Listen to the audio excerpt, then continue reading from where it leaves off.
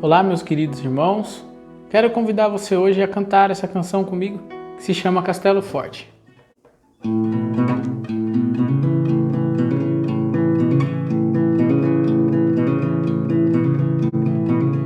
Castelo forte é o nosso Deus, escudo e boa espada,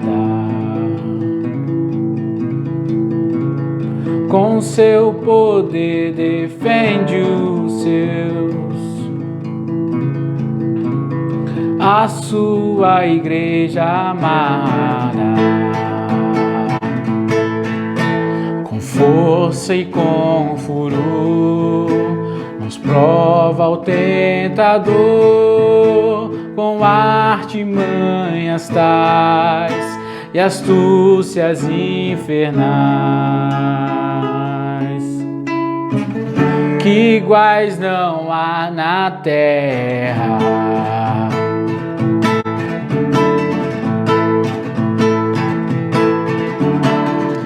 A nossa força nada faz,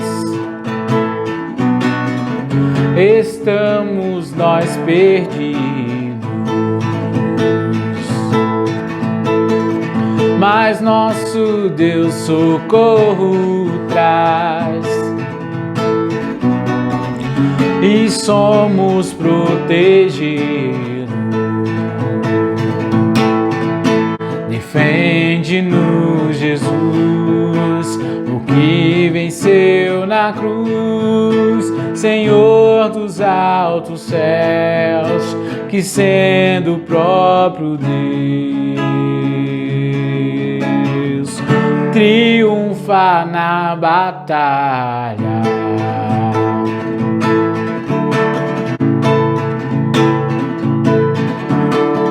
Sim, que a palavra ficará,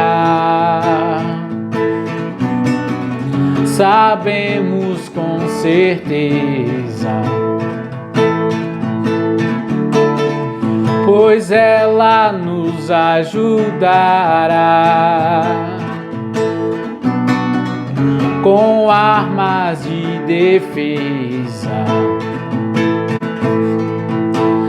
Temos de perder famílias, bens, poder, embora a vida vá, por nós Jesus está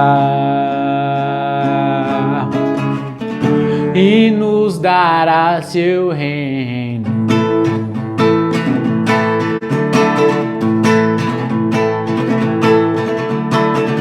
Castelo forte é o nosso Deus,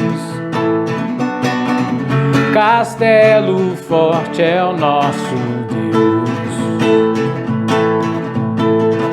castelo forte é o nosso Deus,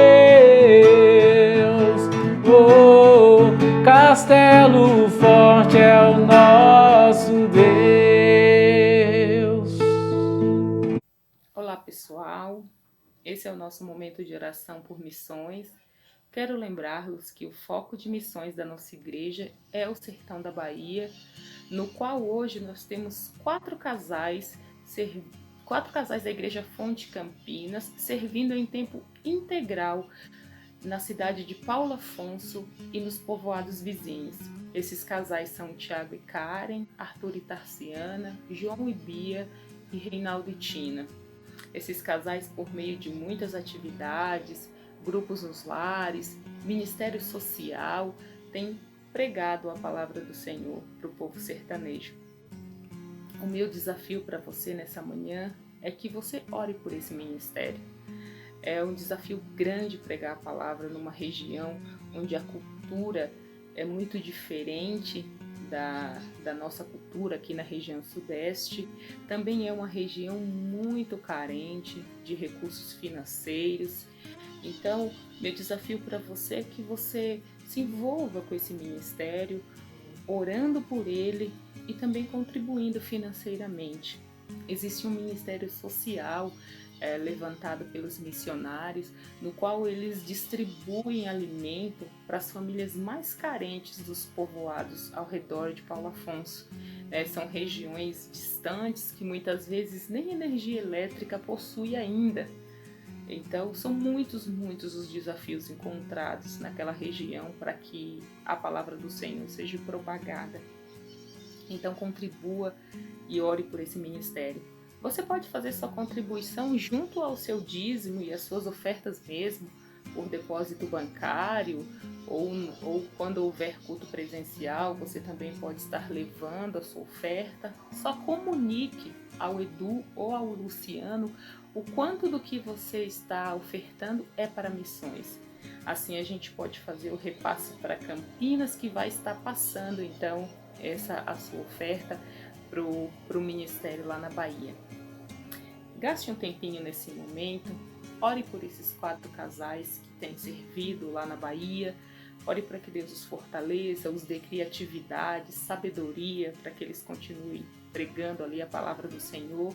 E ore também para que o povo sertanejo seja um povo receptivo à mensagem do Evangelho, que ao ouvirem o Evangelho eles possam abrir o coração e se renderem totalmente ao Senhor Jesus Cristo. Amém? Que Deus os abençoe.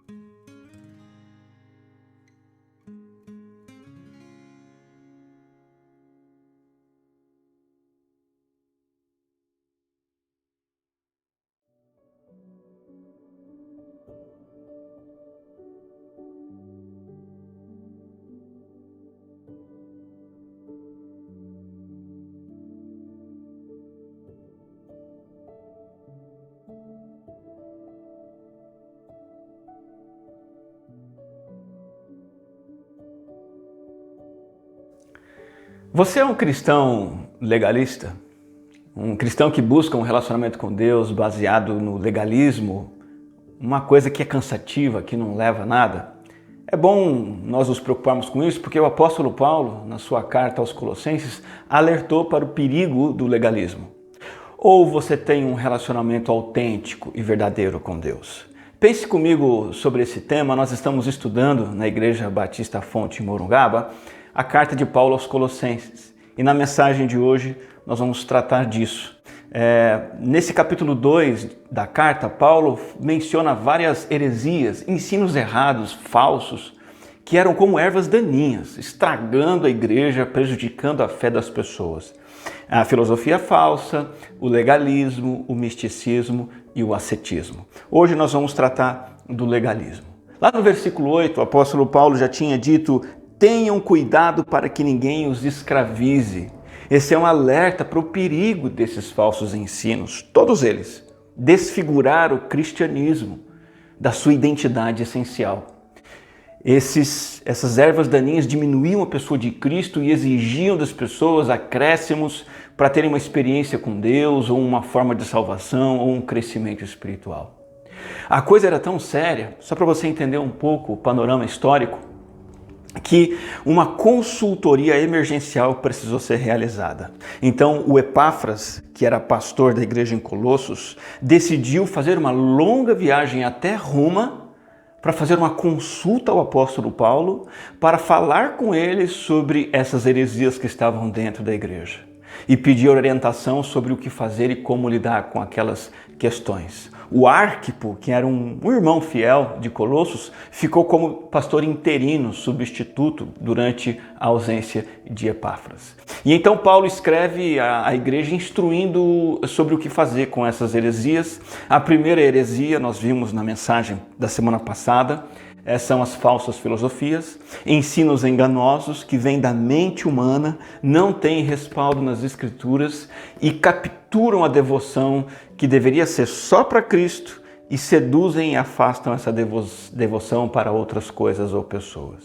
É claro que o remédio é Cristo, a suficiência de Cristo. É conhecer Jesus e confiar em Jesus, quem Ele é, o lugar que Ele ocupa. Ele é o próprio Senhor e Deus sobre tudo, e nós temos nele a plenitude de Deus. Mas agora, hoje, no versículo 16 e 17, veja comigo a segunda erva daninha, o legalismo. Eu vou ler o texto com você. Diz assim: portanto, escreve o apóstolo Paulo, encarcerado, não permitam que ninguém o julgue pelo que vocês comem ou bebem, ou com relação a alguma festividade religiosa, ou a celebração das luas novas, ou dos dias de sábado. Essas coisas são sombras do que haveria de vir, a realidade, porém, encontra-se em Cristo. E eu destaco essa frase, a realidade, porém, encontra-se em Cristo. Sabe do que Paulo está falando aqui? Não permitam que ninguém os julgue. Não permitam cair num laço e num engano do legalismo como forma de autenticar a sua fé. Eu quero olhar para esses versículos com duas ênfases. Primeiro, a cilada do legalismo e segundo, a libertação do legalismo. Então, em primeiro lugar, a cilada do legalismo. Ela é apresentada no versículo 16. Paulo diz: não permitam que ninguém o julgue pelo que vocês comem ou bebem, ou em relação a festividades religiosas, celebração de festas e dias de sábado. Olhando para esse versículo, o que é legalismo?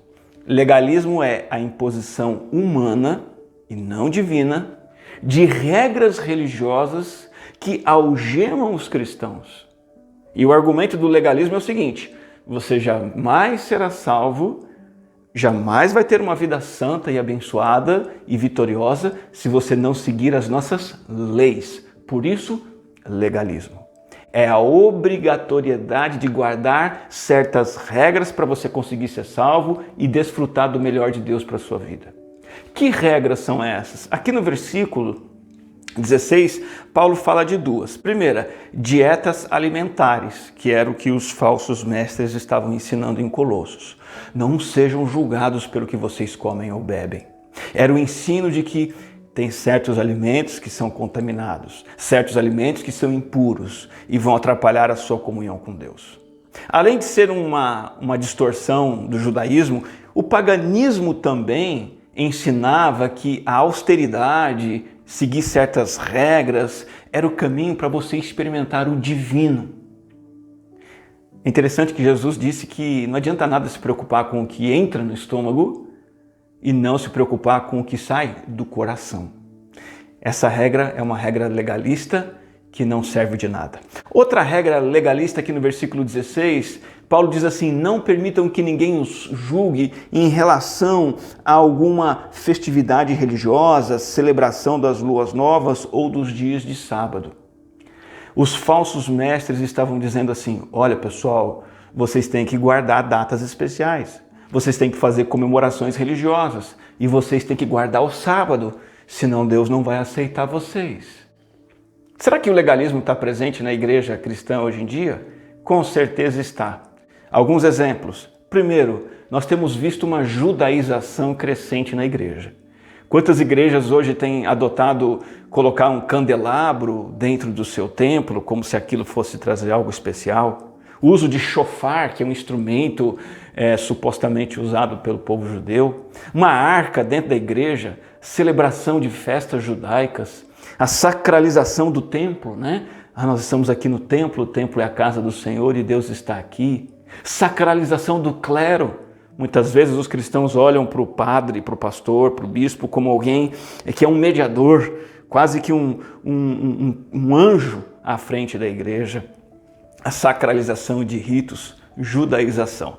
Outra evidência de legalismo são as exigências das seitas. Seitas e heresias hoje em dia ainda exigem leis para a salvação. Existem seitas que exigem que você guarde o sábado. Você não pode comer carne de porco. Eu soube de uma igreja que proibia as pessoas de assistirem televisão e uma família então mantinha uma televisão escondida dentro do guarda-roupa, porque se alguém entrasse lá, não veria. E para assistir TV, era só abrir a porta do guarda-roupa. Não tomar bebida alcoólica, porque bebida alcoólica não é coisa de crente. Mulher não pode usar calça, tem que usar saia. Não pode jogar futebol. Conheci um jovem que gostava muito de futebol, só que ele ouviu o evangelho e o evangelho que ele ouviu dizia que ele não podia mais jogar bola. Foi um problema danado lidar com aquilo. Legalismo hoje. Práticas de disciplinas espirituais que vão fazer você ser um crente plus. Isso também é legalismo. Quer um exemplo? Olha, vai orar de madrugada, porque de madrugada dá mais certo. Você acredita que eu ouvi gente dizer que é bom orar de madrugada porque tem menos gente orando? E aí Deus vai escutar a sua oração, você entra primeiro na fila. Ou suba no monte para orar, porque lá os resultados espirituais são melhores. Que tal fazer jejum? Faça um jejum, um sacrifício, e isso vai te tornar um crente plus. Legalismo. Pense, por exemplo, no que significa para as pessoas ouvirem que alguém virou evangélico. Ah, virei evangélico. O que se pensa?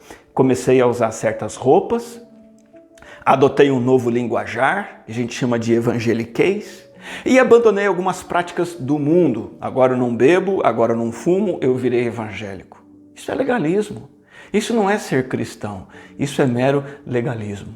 Outro dia um camarada disse: pastor, eu estou cansado, as coisas não estão acontecendo na minha vida. Eu estou indo na igreja todo domingo, estou me esforçando, estou ficando uma pessoa melhor, mas Deus não está me abençoando. Sabe o que é isso? Legalismo. São várias expressões de legalismo e o Novo Testamento todo fala muito sobre esse problema. Primeira coisa que eu me lembro que em Atos 15 diz que o legalismo é um jugo, é uma canga, é um fardo. Lá está escrito assim: por que agora vocês estão querendo tentar a Deus, pondo sobre os discípulos um jugo que nem nós, nem nossos antepassados conseguimos suportar? O assunto aqui em Atos 15 é a imposição da circuncisão. A circuncisão seria apenas um fardo que os cristãos deveriam carregar. O legalismo escraviza e rouba a liberdade cristã. Lá em Gálatas 5:1, Paulo escreve assim: foi para a liberdade que Cristo nos libertou. Portanto, permaneçam firmes e não se deixem submeter novamente a um jugo de escravidão. Também Paulo aqui está condenando a circuncisão. E mais do que isso, ao pecado, ao erro de limitar a fé cristã à mera adesão a regras.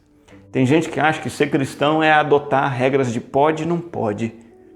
E se você adota regras do que pode, do que não pode, é permitido, não é permitido, mas não tem uma noção de quem é Deus, uma noção da graça de Deus, se você não tem um temor do Senhor, um relacionamento com esse Deus, isso deturpa o Evangelho de Cristo e torna você um mero seguidor de regras humanas na tentativa de ser salvo e se santificar.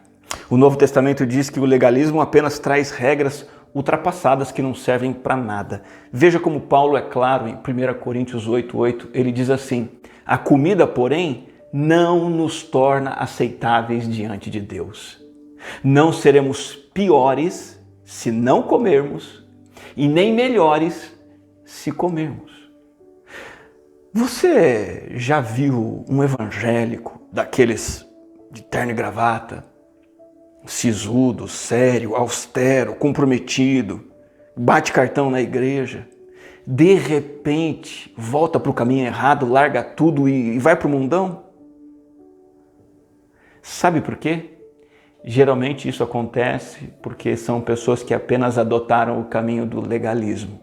Adotaram regras religiosas, se esforçaram para cumprir um fardo de leis na tentativa de se achegarem a Deus, e então aquilo se tornou um peso insuportável ao ponto de um dia elas explodirem e abandonarem tudo, jogarem tudo para o alto e se tornarem pessoas ainda piores do que eram antes. Essa é a cilada do legalismo. Ele não nos dá um relacionamento verdadeiro com Deus, apenas nos escraviza, nos frustra e mata a nossa fé. Qual é a libertação do legalismo? Esse é o segundo aspecto que eu quero tratar com você hoje.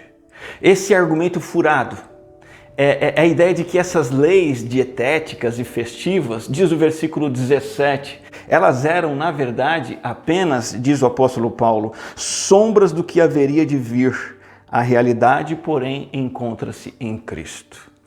O corpo, porém, encontra-se em Cristo, diz a tradução literal. Veja, entenda uma coisa.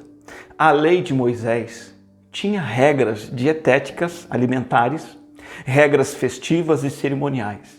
O que Paulo está dizendo aqui é que Jesus Cristo cumpriu e anulou a lei. Essas coisas todas, comida, bebida, sábado, eram sombras.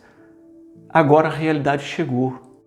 Seguir essas regras depois de Cristo ter vindo, significa preferir a sombra ao invés da realidade.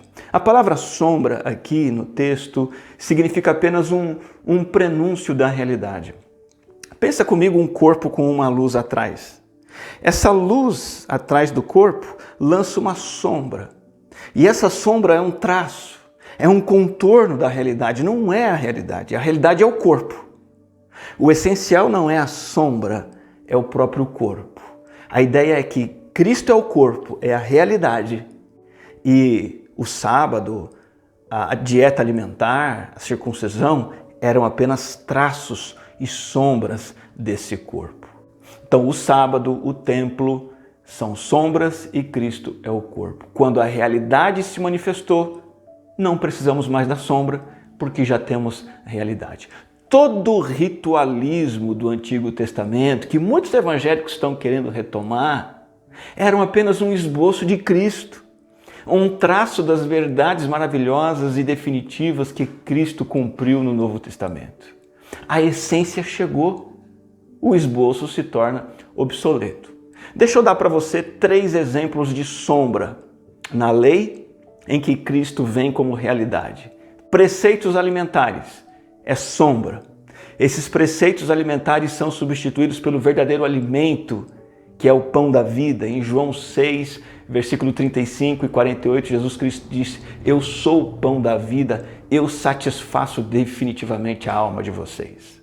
Segundo exemplo, observância da Páscoa, cerimonial da Páscoa. Essa cerimônia observada perde o valor diante de Cristo, porque Cristo, 1 Coríntios 5, 7, diz, é a nossa verdadeira Páscoa, ele é o Cordeiro Pascal que foi sacrificado de uma vez para sempre por nós. O terceiro exemplo é o da guarda do sábado. A guarda do sábado deve dar lugar a Cristo, por quê? Porque o sábado era uma mensagem de descanso. E Hebreus 4, 8 e 14 diz que Cristo é o nosso descanso eterno. Quem se achega a Ele encontra descanso genuíno. Deixa eu dar um exemplo para você entender esse conceito. Fizemos aniversário de casamento alguns anos atrás. Escolhemos um hotel lá em Socorro, aqui no estado de São Paulo. Olhamos as fotos no site, nos deliciamos com o lugar, com as imagens, a piscina, as acomodações, fizemos a reserva. Imagina se eu e minha esposa ficássemos apenas apreciando as fotos na internet sem ir até o local. Não faria sentido, não é mesmo? É claro que no dia da reserva nós pegamos o carro, fomos para lá e desfrutamos de maneira pessoal, presencial, aquele final de semana.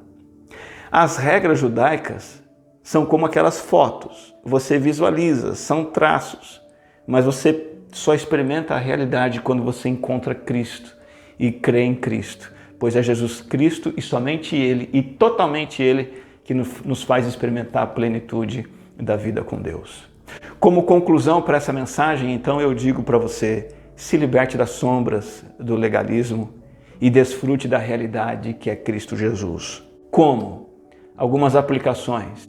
Primeira, entenda, todas as religiões namoram com o legalismo. Sabe por quê? Porque através do legalismo nós achamos que podemos medir, podemos controlar a nossa espiritualidade e podemos nos orgulhar da nossa espiritualidade. Por isso que é um flerte fatal, é um namoro que nós temos. O pensamento legalista é o seguinte: será que eu estou conseguindo ser bom o suficiente? Peraí, deixa eu ver quantas vezes eu fui na igreja esse mês.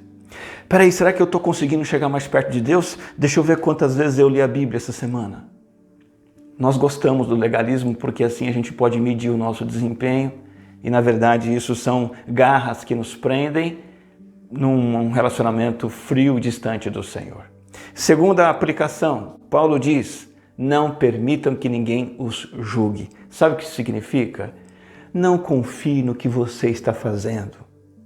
Não confie num voto de algo que você pretende fazer para Deus, achando que aí está a sua graça, a sua salvação. Eu digo, é impossível você ser aceito por Deus ou obter qualquer coisa de Deus por meio da sua fidelidade e da sua obediência aos mandamentos, sejam eles do Antigo Testamento, sejam eles do Novo Testamento.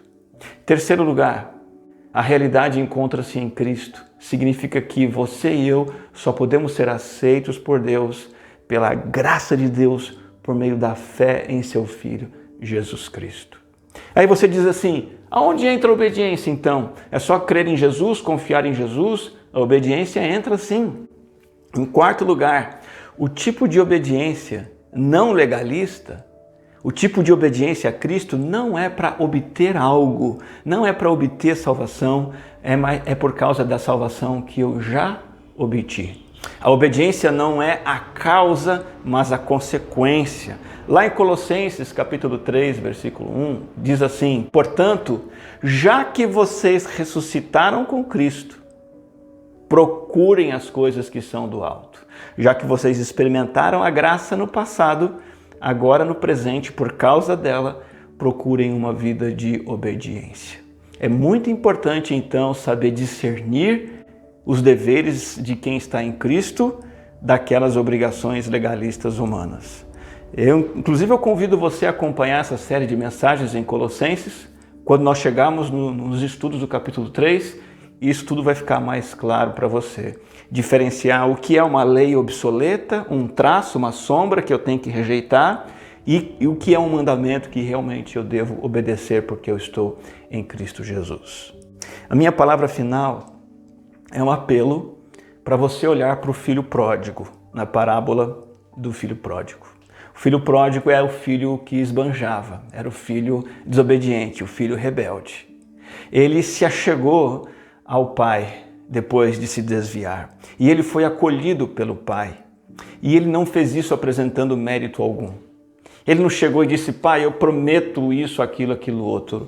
Pai, eu tenho tal e tal coisa boa ainda na minha vida. Não. Ele simplesmente confiou que o pai era bondoso. Simplesmente se achegou ao pai porque sabia que o pai tinha um coração cheio de graça. É assim que funciona com você e comigo também. O legalismo é uma cilada que tenta fazer com que a gente seja como competidores espirituais, tentando ser melhor, e a gente só cansa e não chega em lugar nenhum. O Evangelho da Graça é o Evangelho de Jesus. Todas as leis são traços e sombras. Cristo é a realidade que nos dá um relacionamento verdadeiro com Deus. Eu gostaria de orar com você nesse momento. Vamos falar com o Senhor?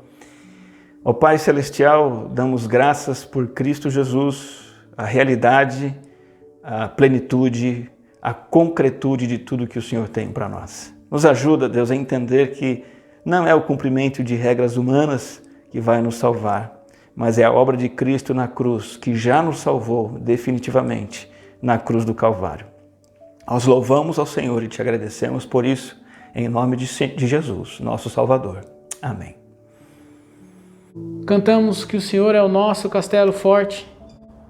E agora vamos cantar que o Senhor é o nosso pastor. Salmos 23.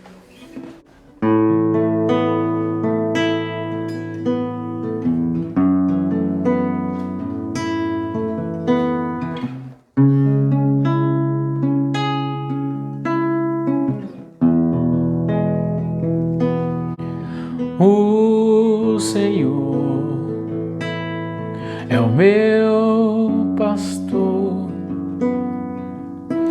e eu sei que nada irá me faltar. Em campos bons me faz deitar, por águas calmas me levará. Os meus pés fazes andar na estrada da retidão. Se do caminho eu desviar, o teu castigo me consolará. Se o Senhor é o meu pastor, aquilo que eu não tenho, eu não preciso. Se o Senhor é o meu pastor, aquilo que eu não tenho, eu não preciso. Quando no vale ter que passar, não temerei, pois sei que perto estás. E se a morte vier sombrar, a tua graça me acolherá. Misericórdia e compaixão todos os dias me acompanharão, e para sempre eu morarei na eternidade onde está. Oh, se o Senhor é o meu pastor, aquilo que eu não tenho, eu não preciso. Se o Senhor é o meu pastor, aquilo que eu não tenho, eu não preciso. Se o Senhor é o meu pastor, aquilo que eu não tenho, eu não preciso desejar.